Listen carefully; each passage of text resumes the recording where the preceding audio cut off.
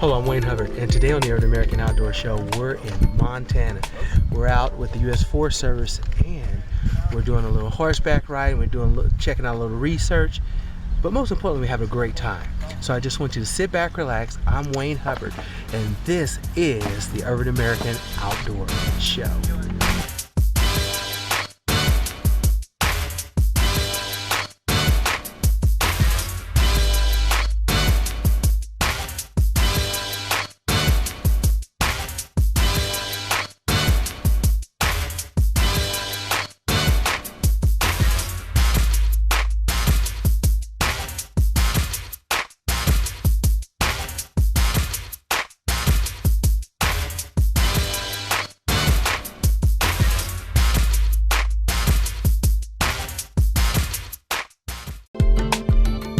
Today on the Urban American Outdoor Show, we're in Montana. We're going to do a little bit of horseback riding. We're going to do a little research, but most importantly, we're going to have a great time.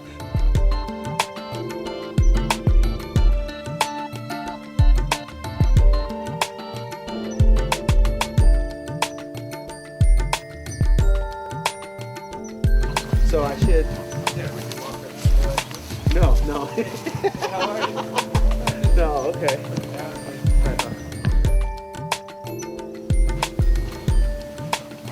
There you go. Yeah, remember, no coils. No coils, okay.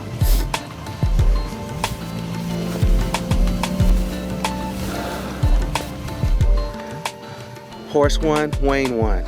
Got him. It's all good. No. Go ahead. We got to be here, my friend. We got to be here. You know, I know you don't know the brother from Kansas, but it's all good. We good. John's got a horse named John. Slim to none. It's a pretty darn cool, man. Pretty darn cool. I don't know. Big John's pushing Little John around. That's okay. He'll get on his back in a little bit. It's all good. Big John or Little John? Both of them. You know what's real cool? It's absolutely beautiful today. Look at this, man. This is nuts. It's absolutely nuts out here. Couldn't ask for anything better. No. I mean, you look at it there, little snow caps, a little bit of snow left. This is great. This is why you move out here. Oh yeah, pretty freaking awesome. So, yeah. My horse, he had a little attitude. I think they got a little attitude, but that's okay. Mark had to do a little correction to him, so. Work on through it, you're good. I feel good about it. I feel like if Jamila can do it, we love you, Jamila. We love you. If Jamila can do it, I feel the goal that I can do it, so. It's a good thing they cleared out all the dirt and manure for us, because she complained about that. It was a little dusty.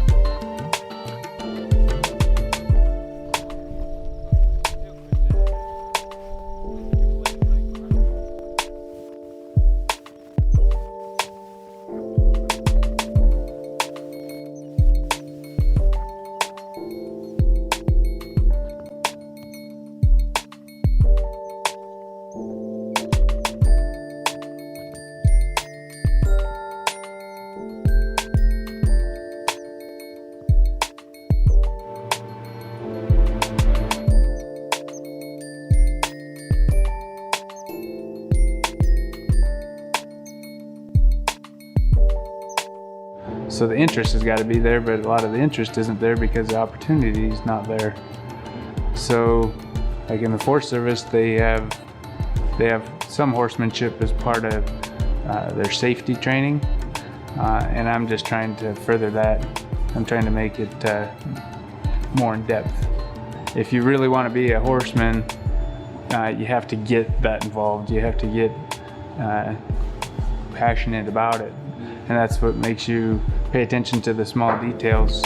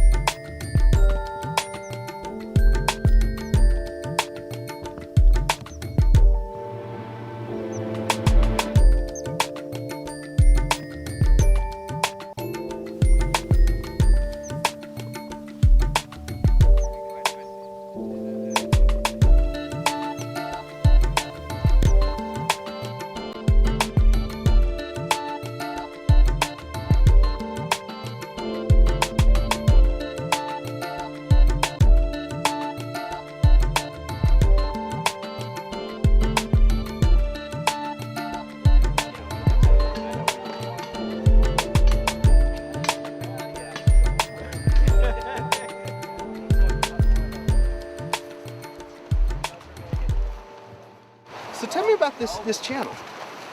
Well, this here is what we used to call a rearing or hatching channel for salmon. Back in the days when the dams were going in on the Columbia River and the Snake River, the salmon fisheries were starting to go downhill. And so they tried to come up with some creative ways to kind of improve the survival of salmon fry, salmon egg. Okay, now tell the public who you are and what you do. My name is Joe Butzik. I'm an employee with the U.S. Forest Service on the Bitterroot National Forest in Montana. My job currently is a recreation manager, so I manage a lot of our developed recreation sites, such as boat launches, this corridor here, this wilderness corridor, campgrounds, trailheads, and that sort of thing. Well, you know, Joe, and I love your story. I was listening to you yesterday, and I'm one of these people. I kind of just listen and absorb the story, and I'm real quick. And I was like, hey, let me do this. Right. And you were just talking about being from the East Coast, and I was. and Yeah. how cool that was, and then going off on a trip and saying, hey, I got to tell me a little bit about that. Well, it's interesting because since we talked yesterday, I thought about that a little bit more today, and because I heard you talking to some of the other interviewees, and one of the things that occurred to me of why I got into this line of work is I am from the East Coast. I'm from Pennsylvania originally, kind of a city boy actually, and I had a chance to come west with the Forest Service years ago, back in '79 as a matter of fact. And when I came out west, I was at that point starting to fight fires, and I was seeing elk and antelope and just wildlife everywhere, and that was it for me. It was a moment in time where that I knew what I wanted to do. And I got to thinking about that a little more, is that the reason I came to the Forest Service, because I liked working outdoors. I liked the outdoors like you do, and everything there is, the wildlife, the fishing, the hunting. But then I thought a little bit more about what you said, and I didn't stay because of the wildlife and the outdoors. I got into it because I liked the outdoors and the wildlife, but I really stayed with it because then I enjoyed the people I worked with. And we call ourselves, in the Forest Service, we call ourselves family, and there is. You hang out with people who love the outdoors, who like being in the wilderness, who like to camp, or whatever it is. We all we're kind of like each other, and we like the environment. So I came in because of wildlife, but I actually stayed in because of the people more than And see, that's what I'm talking about. And everybody had that same energy. Yes. And it was amazing. You can't buy that. No, you can't. You can't. And it's funny. I'm a 33-year career employee right now. I've got 33 years in with this outfit, and that's what keeps me running. Is meeting this group here, this Sentinel High School group.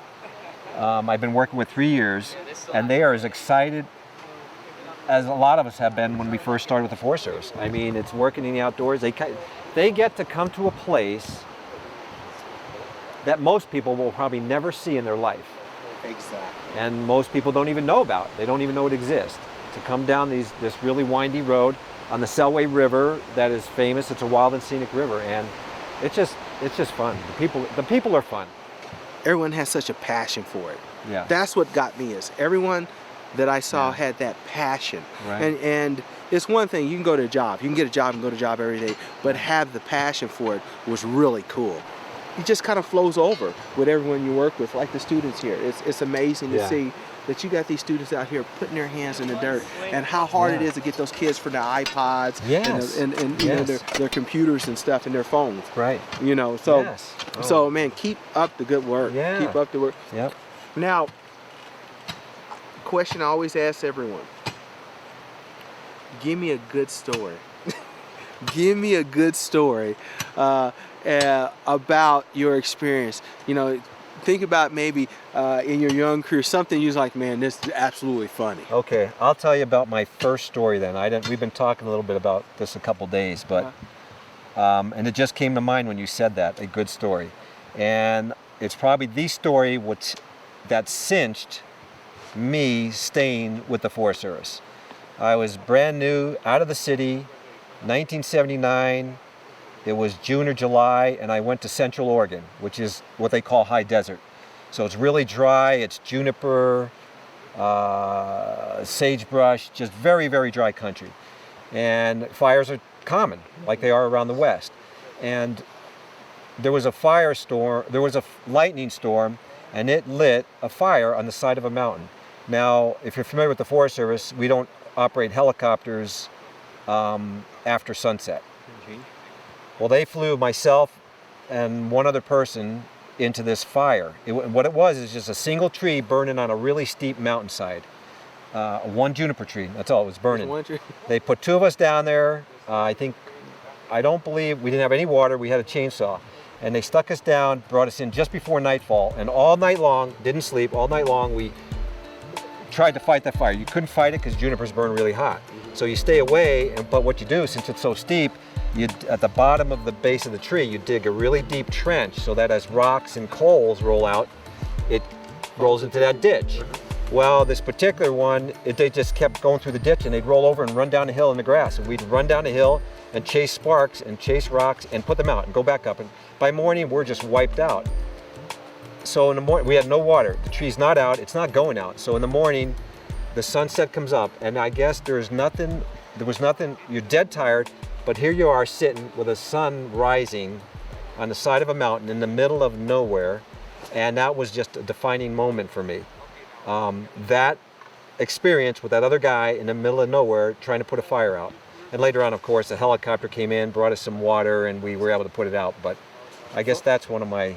Okay, now really... folks, I'm going to give him the clarification of that. 10 Commandments, Moses in the burning tree. He couldn't put it out, but when the sun came up, it was all good. That's our American style. Stay tuned, we'll be right back.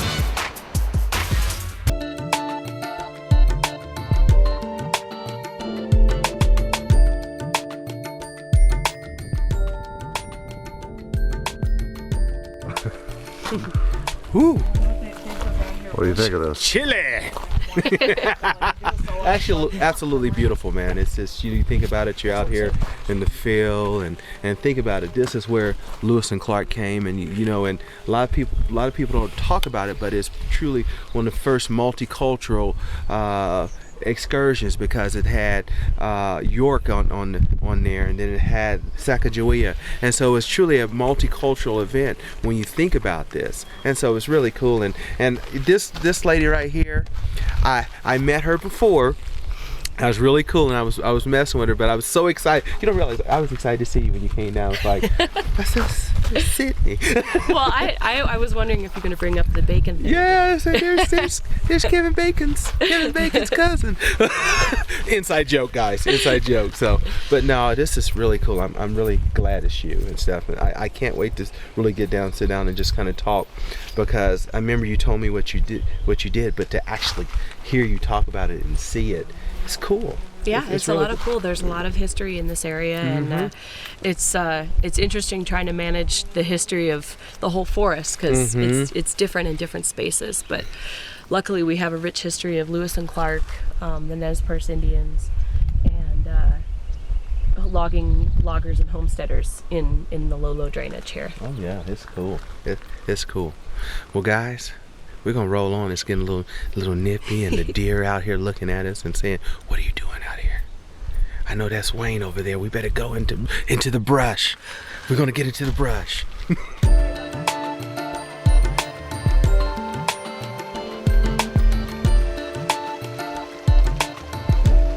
There are also at least 3 culturally modified trees that I was talking about earlier. In here? Uh-huh.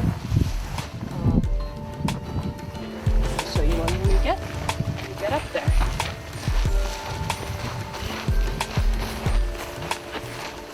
Usually the trees that they would use were ponderosa pine. Okay.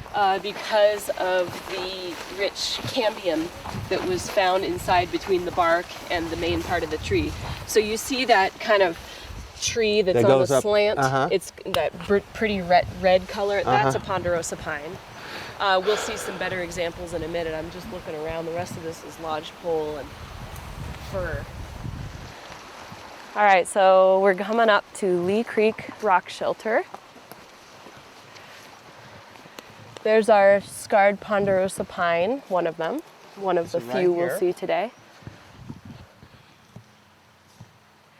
Would they use that? Would they use that yearly, or would they come back if they, with it having a scar like that? Would they come back? Yes, they would come back yearly, or they would know that, oh, there's a great crop of these kinds of trees along this trail. That tree in particular, I believe there's a scar on the other side that we can't see. We'll jump up there in a minute and take a look at it. And another thing you can also see with a scarred tree is that however tall the person was, they were doing it at waist height. So they were chopping into the top of the tree, peeling it down, whatever is ergonomically the most comfortable for them. So, and the shape is traditionally kind of a teardrop shape because it would be a point at the top and then they'd peel it down, kind of round out at the bottom. Okay, cool. And this rock shelter, as I was mentioning earlier, it's made out of that Idaho batholith, which was just a big pillow of lava that blubbed under the surface and then cooled before it hit the surface. And there's lots of this kind of rock along this highway. Prickly spruce. Is that smoke? Is that right in here? The black spot are smoke, yes, especially around the corner here. The smoke rolled up and... The smoke rolled up. And, they probably, the rain also comes down, so it kind of helps color it. We've got some other colors here, that iron oxide, the reddish colors, and then there's moss that grows out of it. But right in here is where they conducted the excavation and found evidence of people sitting here and making stone tools. Wow. Has a nice view, and as you can imagine, probably 200-300 years ago, these trees were not here. These are all lodgepole pine, which are, about 100 years or so old. Yeah. So they probably had a nice view of the area, close enough down to the water, but also close enough they could just link in with the Lolo Trail, just right up around here. So the Lolo Trail's up above us then. The Lolo Trail is up above us. Primarily, they would stay higher along the ridge lines, up away from this thicket. You can imagine how buggy and nasty it would be down here. And you're hidden from you're predators or enemies. And you're tucked in, so if you had anything coming, your back is covered. Mm-hmm. This is cool. This is very interesting. This was one of the first places I was brought to when I started working here, just to give me an idea of what the Lolo has in store. It's pretty cool, huh?